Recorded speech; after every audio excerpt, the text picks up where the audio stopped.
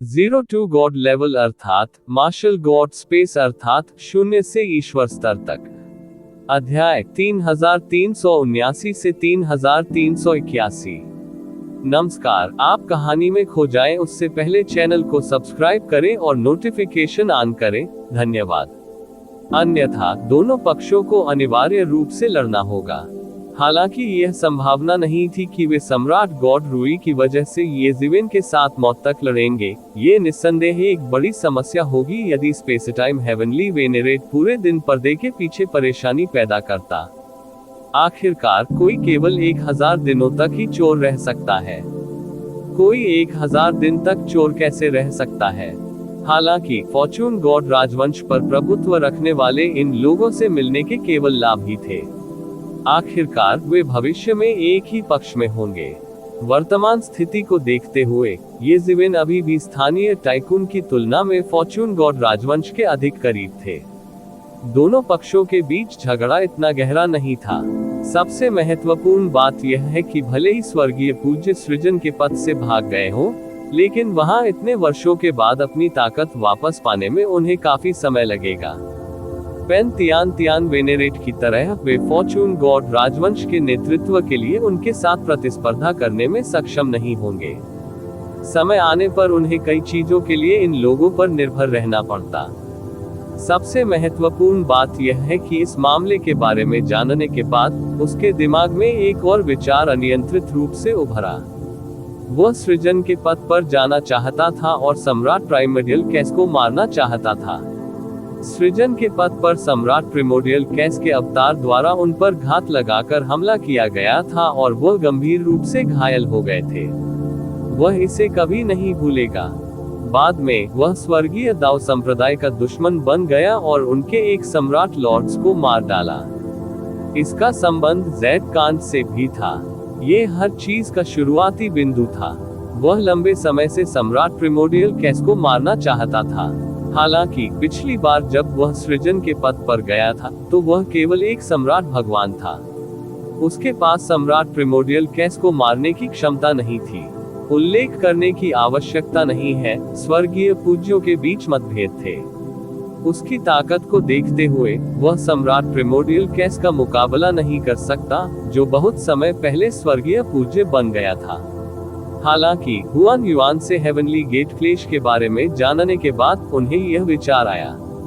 इससे कोई फर्क नहीं पड़ता कि सम्राट प्रिमोर्डियल कैस की मूल ताकत क्या थी। स्वर्गीय गेट क्लेश के बाद उसकी ताकत को तीसरे दायरे के नीचे बलपूर्वक दबा दिया जाना चाहिए था। उस स्थान पर जीवित रहना भी एक बड़ी समस्या थी। येज़िविन को विश्वास नहीं था कि सम्राट प्रिमोर्डियल कैस ऐसी विषम परिस्थितियों में स्वर्गीय द्वार क्लेश को पार कर सकता है। दूसरे शब्दों में, इतने वर्षों के बाद इंपीरियल लॉर्ड प्रिमोर्डियल कैस अभी भी तीसरे दायरे में होना चाहिए। इसके अलावा वह फिलहाल अपनी सांस लेने के लिए संघर्ष कर रहे थे। येज़िविन के लिए उसे मारने का ये सबसे अच्छा मौका था। एक बार जब सम्राट प्रिमोर्डियस गुड फॉर्चून वर्ल्ड में लौट आया तो वह जल्दी से अपनी ताकत हासिल कर लेगा। भले ही वह बाधा को नहीं तोड़ पाया हो, येज़िविन केवल तीसरे क्षेत्र की अपनी खेती पर भरोसा करके उससे निपटने में सक्षम नहीं होगा। यह उल्लेख करने की आवश्यकता नहीं है कि वह कब चौथे, पांचवें या यहाँ तक कि छठे स्तर तक पहुँच गया। उस समय परिणाम अकल्पनीय होंगे। इससे कोई फर्क नहीं पड़ता कि येज़िविन की साधना गति कितनी तेज थी, उसके लिए इन लोगों की तुलना में अपनी ताकत तेजी से पुनर्प्राप्त करना बहुत मुश्किल होगा। इसलिए सबसे अच्छा तरीका इस तथ्य का फायदा उठाना था कि येज़िविन बाहर नहीं आई थी। येज़िविन को सृजन के पद पर उसके सबसे कमजोर क्षण का फायदा उठाकर उसे मार देना चाहिए। उसने अनगिनत वर्षों की अपनी इच्छा पूरी कर ली थी। ये सोचकर उसके पास पहले से ही एक योजना थी। उसकी आंखों में एक ठंडी रोशनी चमकी, लेकिन उसने तुरंत उसे रोक लिया। उन्होंने अपनी उदासीन अभिव्यक्ति बहाल की और कहा, मैं समझता हूँ। कृपया रास्ता दिखाएं। जल्द ही येज़िविन ने गुड फॉर्चून हेवनली पैलेस के एक विशाल महल में प्रवेश किया। ये महल देखने में कुछ खास नहीं लगते थे। हालांकि वह जानता था कि प्रत्येक महल के अंदर एक बहुत बड़ी दुनिया है। विशेष रूप से इन महलों में कई स्वर्गीय खजाने लगे हुए थे। ये खजाने अलग अलग दुनिया में लगाए गए थे। कुछ ऐसी भी दुनियाएं थी जो बाहर से आई थी, लेकिन एक शक्तिशाली ताकत ने उन पर कब्जा कर लिया और जबरन फॉर्चून हेवनली पैलेस से जोड़ दिया गया। इतने वर्षों के बाद वे पहले ही फॉर्चून हेवनली पैलेस के साथ एक हो चुके थे। हालांकि इससे ये भी पता चला कि फॉर्चून डिवाइन राजवंश कितना समृद्ध और दबंग था और उनकी नींव कितनी गहरी थी। इसे पूरा करने के लिए कम से कम एम्पायरियन स्तर के विशेषज्ञ को बहुत लंबे समय तक कड़ी मेहनत करनी होगी। ये असंभव है कि फॉर्चून डिवाइन मोनार्क ने स्वयं ऐसा किया हो। यह कोई ऐसी चीज नहीं थी जिसकी तुलना सामान्य अतिशक्तिशाली कुलों या महासंप्रदायों से की जा सके। वॉर लॉर्ड के मार्गदर्शन में येज़िवेन जल्दी से मुख्य हॉल में से एक में प्रवेश कर गया। हॉल के केंद्र में दो आकृतियां थीं। येज़िवेन ने उनमें से एक को पहले देखा था। ये निस्संदेह दक्षिणी तियानजुन था। दक्षिणी तियानजुन के बगल में काले लबादे में एक अधेड़ उम्र का व्यक्ति था। उसकी आंखें भूरी थी और उसका चेहरा दृढ़ था। वह बोला नहीं और किसी ने उसका परिचय नहीं कराया। हालांकि येज़िवेन ये निर्धारित करने में सक्षम था कि यदि वह गलत नहीं था तो यह व्यक्ति शानदार स्पेस टाइम तियानजुन होना चाहिए। उसके शरीर पर समय और अंतरिक्ष नियमों का उतार चढ़ाव सबसे मजबूत था। येज़िवेन भी इस पहलू में एक उत्कृष्ट विशेषज्ञ थे, इसलिए वह समय और स्थान के उतार चढ़ाव को तुरंत समझ सकते थे। ऐसे कई स्वर्गीय गुरु हो सकते हैं जो समय और अंतरिक्ष कानूनों में कुशल थे, लेकिन यहाँ एकमात्र व्यक्ति जो इस समय उनसे मिल सकता था वह अंतरिक्ष समय स्वर्गीय मास्टर होना चाहिए। युद्ध भगवान, आप यहाँ हैं। दक्षिणी तियानजुन ने थोड़ा सिर हिलाया और कहा, यह मार्शल मास्टर होना चाहिए जो हाल ही में प्रसिद्धि के लिए बड़ा है। ये सही है, मैं मार्शल मास्टर हूँ। नमस्कार मेरे दो दोस्तों, येज़िवेन ने सिर झुकाकर कहा। दक्षिणी तियानजुन कुछ कहने ही वाला था, लेकिन अचानक स्पेस टाइम हेवनली मास्टर ने अमित्र भाव से कहा, मार्शल मास्टर, मुझे आपसे कुछ पूछना है। स्पेस टाइम हेवनली मास्टर अच्छे इरादों के साथ नहीं आए। उसकी अभिव्यक्ति दुर्भावनापूर्ण थी और वह सीधे येज़िवेन की ओर दौड़ा। हर कोई देख सकता था कि येज़िवेन कोई अपवाद नहीं था। उसकी अभिव्यक्ति तुरंत ठंडी हो गई। वह अब एक सम्राट राजा नहीं था, बल्कि उनके जैसा एक स्वर्गीय गुरु था। भले ही खेती में अंतर हो, फिर भी वे एक ही दायरे में थे। ये कहना, येज़िवेन ने ठंडे स्वर में कहा, क्या सम्राट गॉड रूई की मृत्यु आपसे संबंधित है? स्पेस टाइम हेवनली मास्टर ने सीधे पूछा। येज़िवेन को अचानक एहसास हुआ कि वे ये सवाल पूछ रहे थे। वह जानता था कि स्पेस टाइम हेवनली मास्टर को कुछ संदेह होंगे। आखिरकार हर कोई जानता था कि उनके और सम्राट गॉड रूई के बीच कुछ मतभेद थे। यह कोई रहस्य नहीं था। सम्राट गॉड रूई की ताकत से जब तक कोई स्वर्गीय गुरु कार्रवाई नहीं करता, उसे और कौन मार सकता था। इससे येज़िवेन को संदेह करने का पर्याप्त कारण मिल गया। तुम्हें मुझ पर शक है? येज़िवेन ने उपहास किया और कहा, उस समय मैंने उस क्षेत्र को छोड़ दिया था जिसका मैं प्रभारी था, इसका उल्लंघन होने के बाद। मेरा मानना है कि कई लोगों ने इसे देखा था। फिर मैं स्वर्गीय क्लेश से गुजरने के लिए चला गया। स्वर्गीय क्लेश के बाद क्या हुआ? स्पेस टाइम हेवनली मास्टर ने येज़िवेन को देखा, उसके चेहरे से कुछ समझने की कोशिश की। स्वर्गीय क्लेश के बाद मैं फॉर्चून डिवाइन कैपिटल में लौटने वाला था। आखिरकार लड़ाई अभी खत्म नहीं हुई थी। हालांकि मुझे किसी ने रोक दिया था। येज़िवेन ने हल्के से कहा। किसी ने रोका? आप पहले से ही स्वर्गीय मास्टर दायरे में हैं। आपको कौन रोक सकता है? अंतरिक्ष समय स्वर्गीय मास्टर ने पूछना जारी रखा। उनकी राय में येज़िवेन वास्तव में एक बहुत ही संदिग्ध व्यक्ति था। जब वह अपनी बंद कमरे की साधना से बाहर आए तो उन्होंने सुना कि उनके प्रिय शिष्य की हत्या कर दी गई है। वह क्रोधित हो गया और तुरंत जांच शुरू कर दी। हालांकि उस समय अफरा तफरी मच गई थी। विदेशी प्राणियों से हर कोई आकर्षित था। कोई नहीं जानता था कि सम्राट गॉड रूई की मृत्यु कैसे हुई थी। यहाँ तक कि सम्राट गॉड रूई की मृत्यु के बारे में भी जनता को लंबे समय के बाद ही पता चला। सम्राट गॉड रूई की खेती और स्थिति को देखते हुए बहुत से लोगों ने उनके मामलों के बारे में पूछने की हिम्मत नहीं की। चाहकर भी उसे कुछ नहीं मिला। स्वर्गीय रहस्य का वह हिस्सा स्वर्गीय गुरुओं के संयुक्त प्रयासों से छुपाया गया था। उसके लिए वापस जाकर इसकी गणना करना असंभव था। वह केवल उनसे एक एक करके पूछ सकता था। इन लोगों में ये ज़िवेन, जिसके पास मकसद और ताकत दोनों थे, स्वाभाविक रूप से पहला संदिग्ध बन गया। जुआन युआन, मुझे नहीं पता कि आप उसे जानते हैं या नहीं। वैसे भी जब मैंने अपना स्वर्गीय क्लेश समाप्त किया तो उसने मुझे रोक दिया था। उसने कहा कि किसी ने उससे मुझे रोकने के लिए कहा था। ये ज़िवेन ने दृढ़ता से कहा। उनकी अभिव्यक्ति नहीं बदली। इस समय उन्हें हुआन युआन को धन्यवाद देना था। अगर उसने उसे रोका न होता तो यह मामला समझाना इतना आसान न होता। जुआन युआन, ये वह है। दक्षिणी स्वर्गीय मास्टर के चेहरे पर एक कुरूप भाव प्रकट हुआ। जुआन युआन ये ज़िवेन के लिए अजनबी था, लेकिन उसके लिए वह उससे अधिक परिचित नहीं हो सकता था। हालांकि उन्हें ये कहना चाहिए था कि वह स्वतंत्र और निरंकुश है। वह ये नहीं कहना चाहिए था कि वह फॉर्चून गॉड राजवंश के खिलाफ जाना चाहता था। आमतौर पर हुआंग शियाओ लोग ऐसी बातों पर विश्वास नहीं करते थे, लेकिन वह घटना एक अपवाद थी। विदेशी भूमि की सेना ने फॉर्चून डिवाइन कैपिटल को क्यों घेर लिया, इसका कारण ये था कि फॉर्चून डिवाइन राजवंश की विभिन्न महाशक्तियां और संप्रदाय उन पर आसान हो गए थे। वह ये भी अच्छी तरह जानता था कि ये लोग क्या चाहते हैं। यह कोई आश्चर्य की बात नहीं थी कि ये लोग ये शीवेन को फॉर्चून की दिव्य राजधानी में लौटते और उनके लिए परेशानी का कारण बनते नहीं देखना चाहते थे। इसलिए उन्होंने ये ज़िवेन को रोकने के लिए जुआन युआन को भेजा। इस तरह से सोचने पर कई बातें समझ में आ सकती हैं।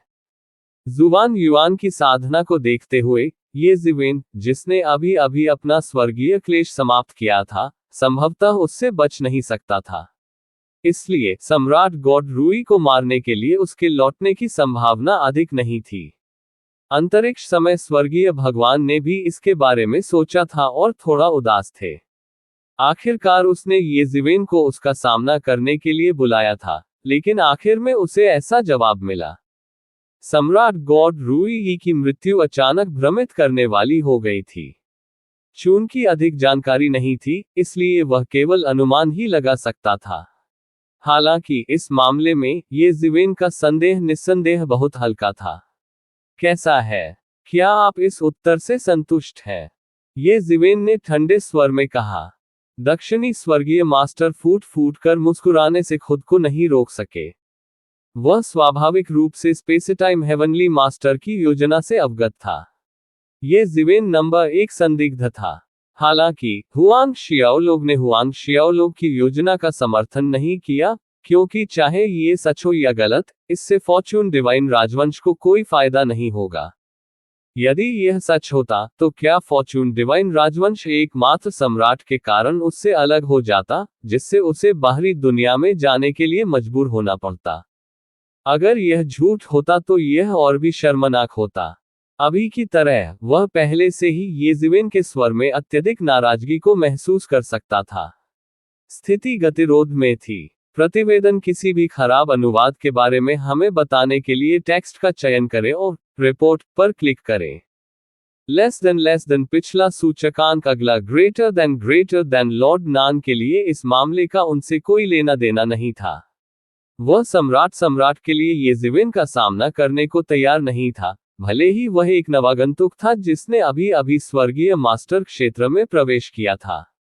हालांकि जो कोई भी इस दायरे में प्रवेश कर चुका था, उससे निपटना आसान नहीं था। इसके अलावा वह अपनी चरम स्थिति में नहीं था। भले ही ये ज़िवेन ही ऐसा था जिसने ऐसा किया था, तो क्या यदि ये ज़िवेन अभी भी एक शिखर सम्राट होता, तो वह उसके साथ हिसाब बराबर कर सकता था। लेकिन अब सम्राट गॉड रूई की वजह से ये ज़िवेन के खिलाफ जाना उचित नहीं था। अंतरिक्ष समय स्वर्गीय भगवान ने केवल ठंडी सांस ली और अंत में कुछ नहीं कहा। ऐसा इसलिए था क्योंकि वह अच्छी तरह से जानता था कि वह ये ज़िवेन के साथ कुछ नहीं कर पाएगा। इसके अलावा उन्हें यकीन नहीं था कि सम्राट गॉड रूई की मृत्यु ये जीवेन से संबंधित थी। अभी वह ये जीवेन से खुद को बेनकाब करने के लिए कुछ सवाल पूछना चाहता था। किसने सोचा होगा कि इसका अधिक उपयोग नहीं होगा। उस अवधि के दौरान जब विदेशी सेनाओं ने सृजन की दिव्य राजधानी को घेर लिया था, स्वर्ग के रहस्य अस्त व्यस्त और अंधकार में थे। गणना करना असंभव था। इसके अलावा उस समय यह अराजक था। किसी को नहीं पता था कि सम्राट गॉड रुई कहाँ गए। कोई नहीं जानता था कि सम्राट गॉड रुई की हत्या किसने की। अब तक निपटने के लिए अभी भी एक गड़बड़ थी। यदि यह वॉर वेनेरेबल के लिए नहीं था जो इससे निपट रहे थे, तो एकांत से बाहर आने पर उन्हें और भी गंभीर समस्याओं का सामना करना पड़ता। वे ये गेम हार गए थे। अंत में उनके पास दुनिया के सभी स्वर्गीय गुरुओं की धमकी के तहत रियायतें देने के अलावा कोई विकल्प नहीं था। उस स्थिति में उनकी सभी पिछली योजनाएं निस्संदेह व्यर्थ थीं। उन्हें अकारण ही घाटा उठाना पड़ा। उन्हें सृजन की दिव्य राजधानी और सृजन के स्वर्गीय महल में धकेल दिया गया। अनगिनत मौतें और चोटें हुई। वे केवल इस घाटे को सह सकते थे। उसे सबसे अधिक निराशा इस बात से हुई कि वह शुरू से ही इस योजना का मास्टरमाइंड था। वह वही व्यक्ति थे जिन्होंने फॉर्चून की प्रतिकृति को गुप्त रूप से परिष्कृत करने का प्रस्ताव दिया था। फॉर्चून की प्रतिकृति को परिष्कृत करने के लिए उन्होंने अनगिनत ऐतिहासिक अभिलेखों की खोज की और अनगिनत कीमती सामग्रियों की खोज की। आखिरकार इसे बनाना शुरू करने से पहले उन्होंने 1,00,000 साल से अधिक समय बिताया था। इसके लिए उन्होंने सेंट्रल रीजन के कई मामलों को किनारे भी कर दिया था, लेकिन उन्हें यह उम्मीद नहीं थी कि एन वक्त पर यह राज अब भी लीक हो जाएगा। अंत में यह हुआ। फॉर्च्यून डिवाइन राजवंश के स्वर्गीय आदरणीय सहित विभिन्न स्वर्गीय आदरणीयों के संयुक्त पलटवार का नेतृत्व किया। मूल रूप से फॉर्च्यून गॉड राजवंश के स्वर्गीय स्वामी और फॉर्च्यून गॉड राजवंश के स्वर्गीय स्वामी सहयोग और टकराव में सह अस्तित्व में थे। सामान्यतः सहयोग अधिक था। एक भी सुपर कबीले या एक सुपर संप्रदाय का फॉर्च्यून गॉड राजवंश से कोई मुकाबला नहीं था। उनमें से 2 या 3 भी फॉर्च्यून गॉड राजवंश से निपटने के लिए पर्याप्त नहीं थे। हालांकि जब सभी सुपर संप्रदाय और सुपर संप्रदाय एकजुट हो गए, तो फॉर्च्यून गॉड राजवंश को भी उनकी राय पर गंभीरता से विचार करना पड़ा। यदि यह विदेशी ताकतें थीं जो फॉर्च्यून गॉड राजवंश के साथ शामिल हो गईं, तो फॉर्च्यून गॉड राजवंश के पास रियायतें देने के अलावा कोई विकल्प नहीं था। हालांकि यह मामला फॉर्च्यून डिवाइन राजवंश के एक कदम पीछे हटने के साथ समाप्त हो गया। इसने फॉर्च्यून डिवाइन राजवंश के भीतर एक तूफान खड़ा कर दिया।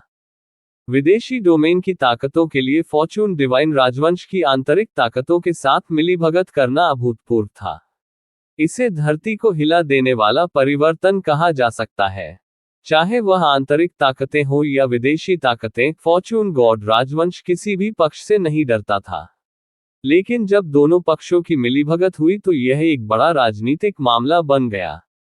हालांकि हर कोई जानता था कि इस तरह का सहयोग केवल एक बार होगा और दूसरी बार नहीं होगा। ये केवल इसलिए था क्योंकि यह मामला सभी स्वर्गीय गुरुओं के हितों से संबंधित था कि सभी स्वर्गीय गुरुओं को एकजुट होने के लिए मजबूर होना पड़ा। अन्यथा विदेशी ताकतें और फॉर्च्यून गॉड राजवंश की आंतरिक ताकतें मिलते ही एक दूसरे से मौत तक लड़ती। फिर भी यह अभी भी एक बहुत बड़ी दुर्घटना थी। स्पेस टाइम हेवनली मास्टर, जिन्होंने सबसे पहले इस विचार को प्रस्तावित किया था, को अनिवार्य रूप से कई लोगों द्वारा शाप दिया गया था। हालांकि इन सामान्य लोगों की इच्छाएं उनका कुछ नहीं बिगाड़ सकी। अगर पूरे फॉर्च्यून गॉड राजवंश ने सोचा कि वह गलत थे, तो उनके लिए लोगों का दिल जीतना मुश्किल होगा। मूल रूप से वह इस मामले का उपयोग अपनी प्रतिष्ठा बढ़ाने और एक वैध मध्य स्वर्गीय मास्टर बनने के लिए करना चाहता था, इस तथ्य पर भरोसा करने के बजाय कि मध्य क्षेत्र में कोई अन्य स्वर्गीय मास्टर नहीं थे। इसलिए उसने अस्थायी रूप से मध्य स्वर्गीय मास्टर के रूप में पदभार संभाला। एक बार जब वह आधिकारिक तौर पर मध्य स्वर्गीय मास्टर के रूप में कार्यभार संभाल सकता है, तो वह सभी स्वर्गीय मास्टर्स का नेता और फॉर्च्यून गॉड राजवंश का शासक होगा। उस समय पूरे फॉर्च्यून गॉड राजवंश की लोकप्रियता, संसाधनों और भाग्य की मदद से उनकी खेती थोड़े ही समय में छलांग और सीमा से बढ़ जाएगी। लेकिन अब जैसे ही खबर लीक हुई, विदेशी ताकतों ने फॉर्च्यून गॉड कैपिटल को घेर लिया था। और विभिन्न ताकतें अपना समय बिता रही थीं, सब कुछ उसके चेहरे पर एक बड़े तमाचे में बदल गया था। एक जोरदार तमाचा पड़ा, जिससे उसे तारे दिखने लगे। यही कारण था कि उसने नियंत्रण खो दिया था और ये जीवन से सवाल किया था, भले ही वह जानता था कि यह सबसे अच्छा विकल्प नहीं था। ये जीवेन को नहीं पता था कि वह स्पेस टाइम हेवनली मास्टर के लिए बलि का बकरा बन गया था। अगर उसे पता भी होता, तो भी उसे कोई परवाह नहीं होती।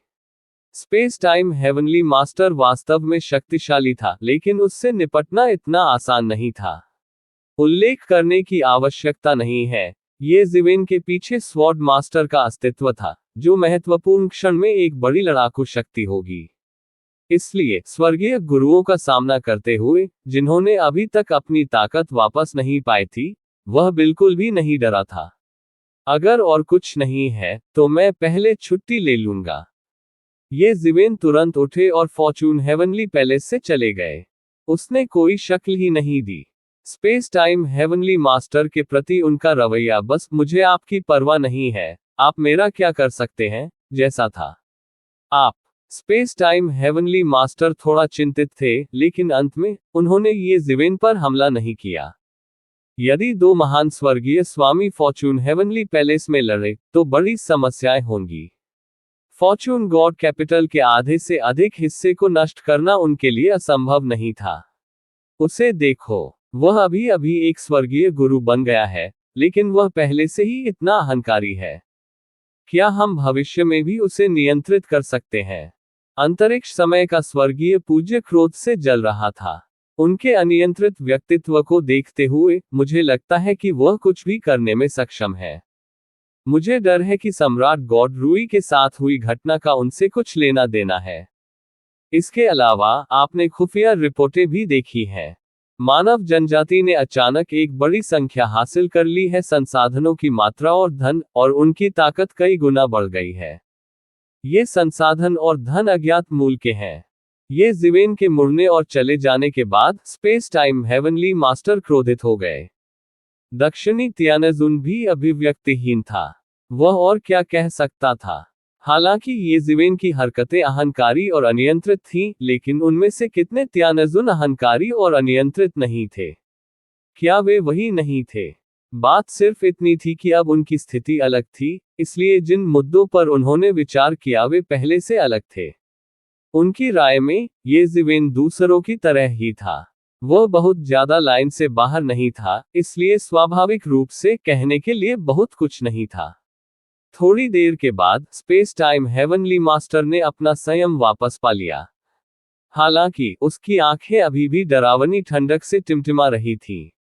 उन्हें अब भी लगा कि ये जीवेन का सम्राट गॉड रूई की मृत्यु से गहरा संबंध था। अन्यथा उसे ऐसा महसूस नहीं होता। इस बिंदु पर वह तथाकथित साक्ष्यों से कहीं अधिक अपने अंतर्ज्ञान पर विश्वास करता था। हालांकि ये जीवेन की वर्तमान स्थिति और ताकत के साथ, वह उसे आसानी से कुचल नहीं सका।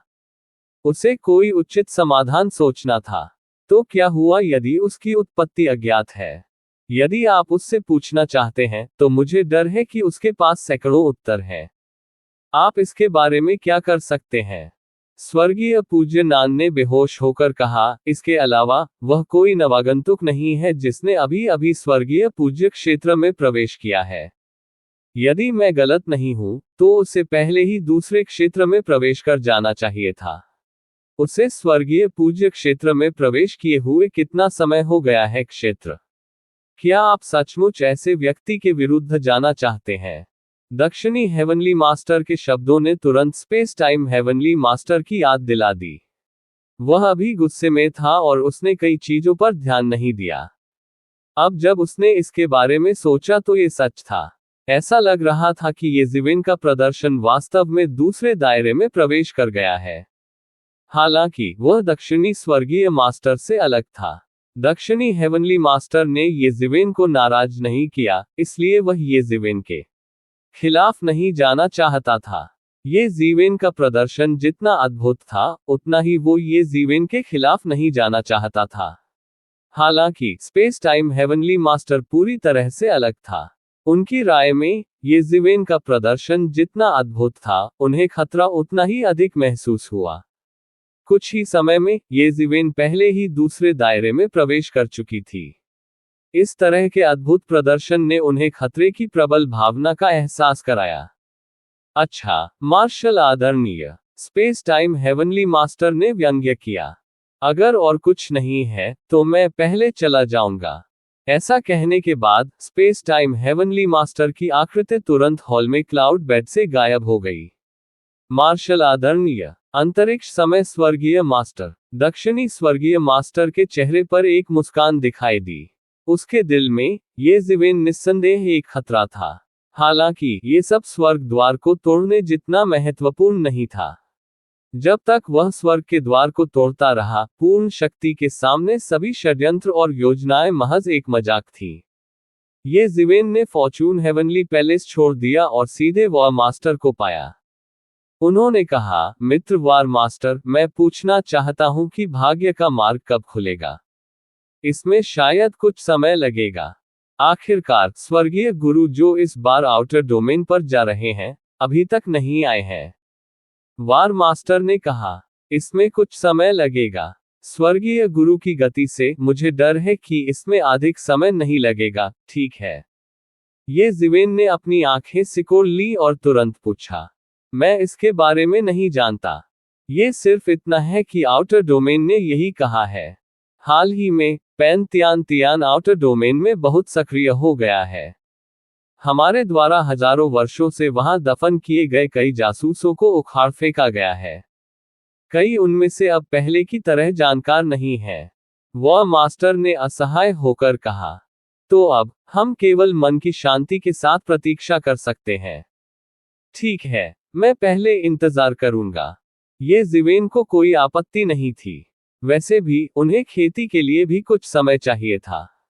अगर सबसे बुरी स्थिति आ जाए, तो मैं बंद दरवाजे के बीच साधना में लग जाऊंगा। वैसे भी जब समय आएगा, तो बस मुझे बता देना। मुझे डर है कि आपके पास बंद कमरे में खेती करने का समय नहीं होगा। जान जून ने हंसते हुए कहा, यह एक कठिन काम लग सकता है, लेकिन वास्तव में इसके बहुत सारे लाभ होंगे। मेरे अलावा मुझे चुने जाने का एकमात्र कारण पूर्वी स्वर्गीय संप्रभु की सिफारिश थी। वो ये है, आपकी इस यात्रा की व्यवस्था क्यों की गई। वह मास्टर के शब्दों ने तुरंत येज़िवेन को थोड़ा भ्रमित कर दिया। प्रतिवेदन टैक्स चुने और क्लिक करें। किसी भी खराब अनुवाद के बारे में हमें बताने के लिए रिपोर्ट करें। लेस देन पिछला सूचकांक अगला ग्रेटर देन वॉर एल्डर के शब्दों ने येज़िवेन को थोड़ा हतप्रभ कर दिया। उसने मूल रूप से सोचा था कि उसे कुली के रूप में पकड़ लिया गया है। अन्यथा उसे पूर्वी क्षेत्र से फॉर्चून डिवाइन कैपिटल तक हजारों मील की यात्रा क्यों करनी पड़ती। जाहिर तौर पर उनका इस्तेमाल कुली के रूप में किया जा रहा था। अब वह मास्टर की बात सुनकर ऐसा लग रहा था कि सब कुछ इतना आसान नहीं था। इस मामले में क्या फायदे हो सकते हैं? कृपया खुलकर बोलें। येज़िवेन ने अपने हाथ जोड़ते हुए कहा, हे, तुम्हें जल्द ही इस मामले के बारे में पता चल जाएगा। मुझे ये कहने की कोई जरूरत नहीं है। वह मास्टर ने मुस्कुराते हुए कहा, स्वाभाविक रूप से मैं आपको इस मामले में पीड़ित नहीं होने दूंगा। आखिरकार हम एक ही शिविर में हैं। पूर्वी दिव्य गुरु आपको और मुझे पीड़ित नहीं होने देंगे। येज़िवेन को अचानक याद आया कि ऐसी कोई चीज थी। ये ज्ञात होना चाहिए कि यद्यपि वो ईस्टर्न हेवनली वेनेरेट के गठबंधन में शामिल हो गया था, लेकिन उसने वास्तव में अभी तक कुछ भी नहीं किया था।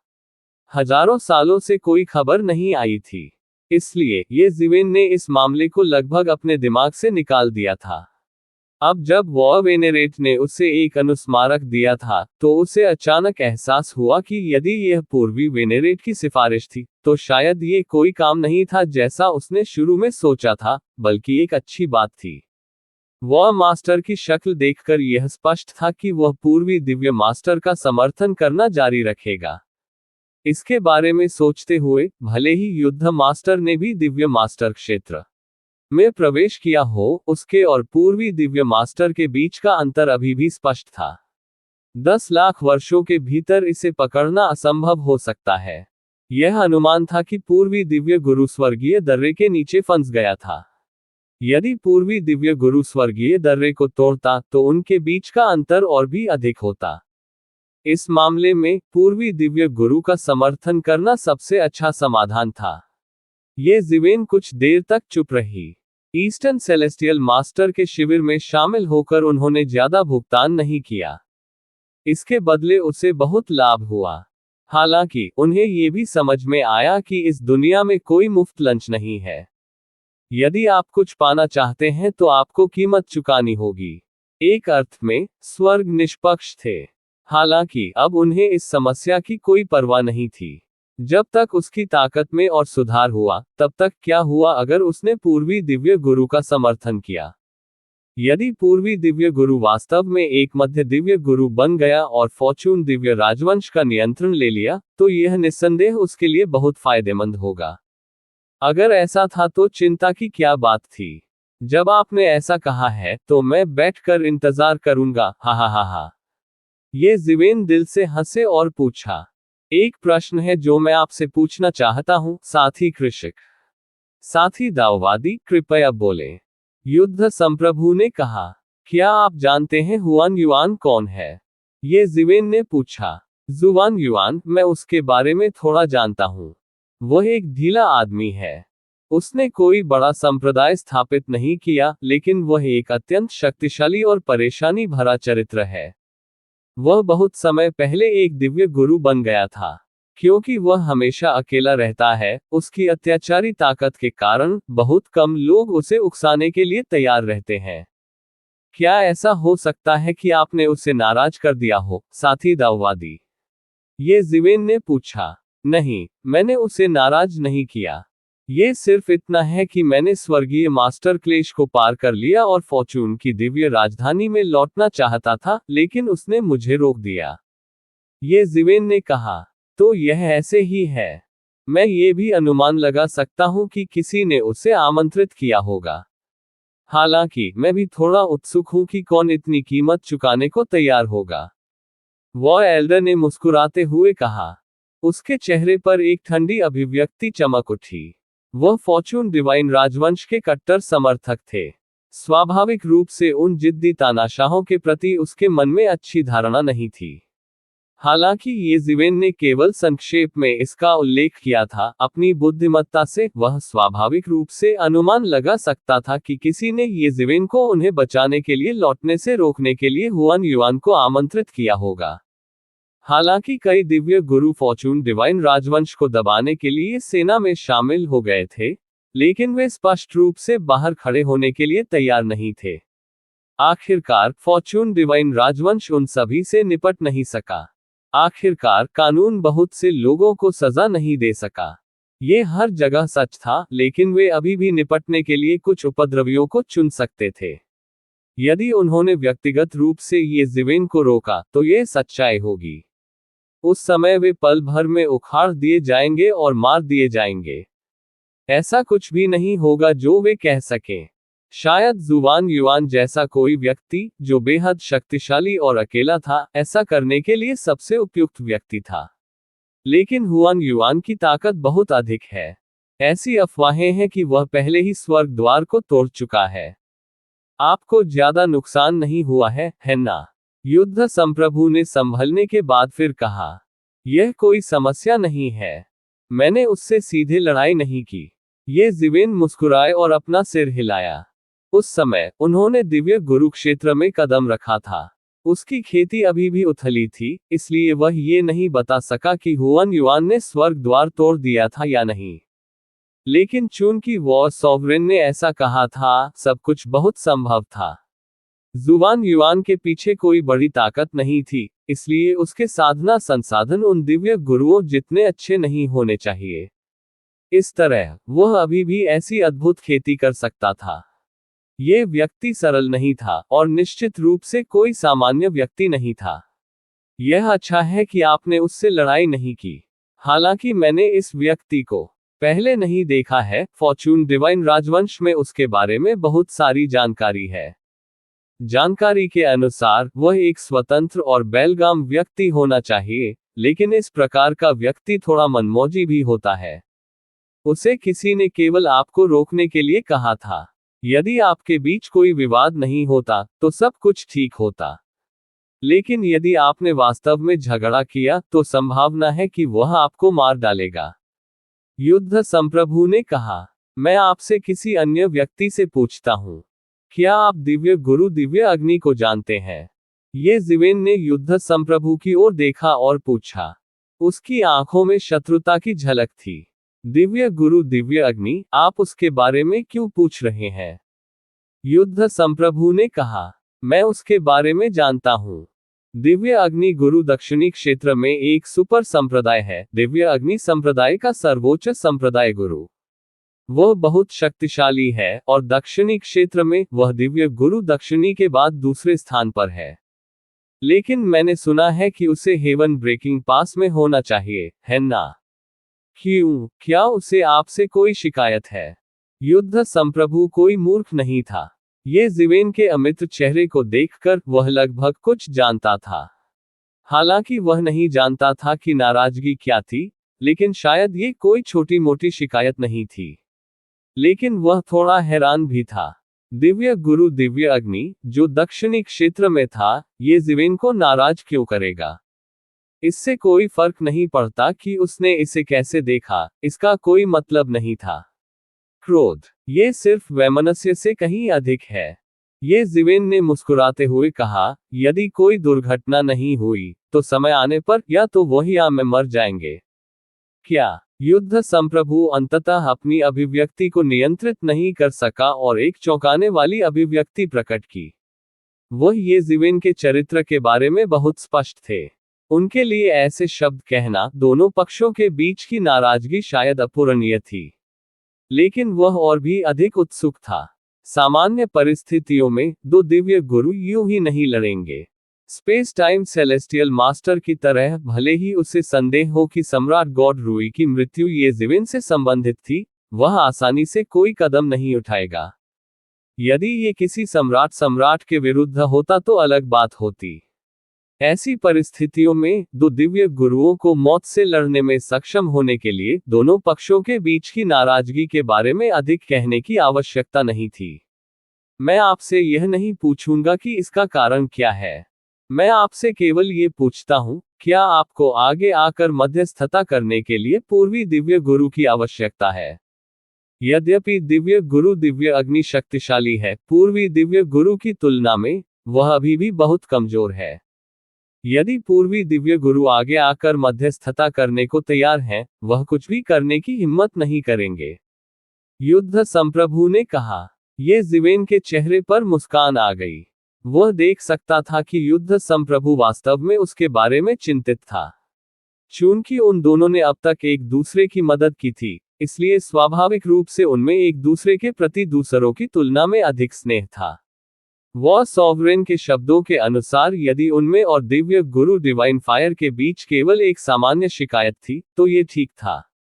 हालांकि दिव्य गुरु दिव्य अग्नि ने उसे बहुत अपमानित किया था। वह उसे एक नौकर के रूप में रखना चाहता था और उसे अपने स्वर्ग के प्रतिशोध में लगभग विफल कर दिया था। यदि उसकी ताकत थोड़ी कमजोर होती और वह स्वर्ग के प्रतिशोध में गंभीर रूप से घायल हो जाता, तो दिव्य मास्टर दिव्य अग्नि अंततः सफल हो सकती थी। ऐसी नाराजगी के तहत दोनों पक्षों के बीच सुलह की कोई गुंजाइश नहीं थी। वह दिव्य गुरु दिव्य अग्नि को जाने नहीं देगा जो लगभग उसकी मृत्यु का कारण बना। दूसरी ओर दिव्य गुरु दिव्य अग्नि को भी यह जानना चाहिए। वह जल्द से जल्द ये जिवेन से छुटकारा पाना चाहता होगा। ऐसे में किसी के लिए भी मध्यस्थता करना बेकार था। कोई जरूरत नहीं है। ये जिवेन ने अपना सिर हिलाया। इस मामले में या तो वह मर जाए या मैं मर जाऊं। और कोई संभावना नहीं है। तो ठीक है। युद्ध संप्रभु ने देखा कि वह ये जिवेन को बिल्कुल भी राजी नहीं कर सका, इसलिए वह केवल हार मान सकता था। हालांकि उन्होंने फिर भी ये जिवेन को याद दिलाया। हालांकि आपको अभी भी सावधान रहना होगा। उसकी ताकत बहुत मजबूत है। वह दक्षिणी स्वर्गीय भगवान के बाद दूसरे स्थान पर है। ताकत के मामले में वह दक्षिणी क्षेत्र में सर्वश्रेष्ठ में से एक है। आपने अभी अभी स्वर्ग के प्रतिशोध को पार किया है और बन गए हैं एक स्वर्गीय भगवान। इस समय यदि आप उसका सीधा सामना करेंगे तो आपको नुकसान होगा। जब तक आप पूर्वी क्षेत्र में रहेंगे, भले ही वह अभिमानी होना चाहता हो, उसे विचार करना होगा कि क्या पूर्वी स्वर्गीय भगवान अनुमति देंगे या नहीं वह अभिमानी हो। मैं समझता हूँ, मुझमें औचित्य की भावना है। ये जिवेन ने सिर हिलाया। वह निश्चित रूप से युद्ध संप्रभु का अर्थ समझता था। जब तक वह पूर्वी क्षेत्र में रहेगा, उसे कमोबेश पूर्वी स्वर्गीय भगवान का संरक्षण प्राप्त होगा। ईस्टर्न हेवनली लॉर्ड मैंशन पूर्वी क्षेत्र में काफी ऊंचाई पर था। उनके लिए यह असंभव था कि वे बाहरी लोगों को यहां अत्याचारपूर्ण व्यवहार करने की अनुमति दें और अपने शिविर के जनरलों को मार डालें। ये वाकई एक अच्छा तरीका था। हालांकि ये जिवेन की हत्या का इरादा भी बहुत मजबूत था। उसके मन में दिव्य भगवान आकाश अग्नि को मारने का भी विचार आया। चूंकि आप में औचित्य की भावना है, तो ठीक है, मैं और कुछ नहीं कहूंगा, युद्ध संप्रभु ने कहा। उनकी राय में ये काफी था। ये जिवेन के भी अपने विचार थे, इसलिए वह और कुछ नहीं कह सके।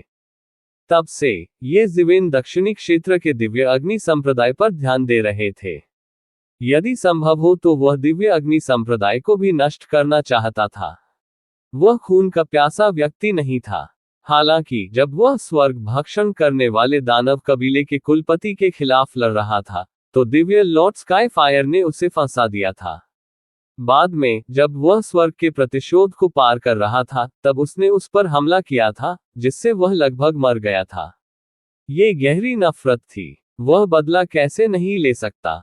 युद्ध संप्रभु को विदाई देने के बाद ये जिवेन को फॉर्चून की दिव्य राजधानी में बसने के लिए जगह मिली। हालांकि फॉर्चून की दिव्य राजधानी में हर इंच जमीन महंगी थी, ये जिवेन के वित्तीय संसाधनों के साथ कोई समस्या नहीं थी। उन्होंने भविष्य में भाग्य की दिव्य राजधानी में बसने के लिए दिव्य दरबार और यहां तक कि मानव जाति के लिए एक क्षेत्र की परिक्रमा की। और जैसे ही वह बस गया, युद्ध संप्रभु ने जिन लाभों का उल्लेख किया था, वे उसके दरवाजे पर दस्तक देने लगे। प्रतिवेदन किसी भी खराब अनुवाद के बारे में हमें बताने के लिए टेक्स्ट का चयन करें और रिपोर्ट पर क्लिक करें। लेस देन पिछला सूचकांक, अगला ग्रेटर देन।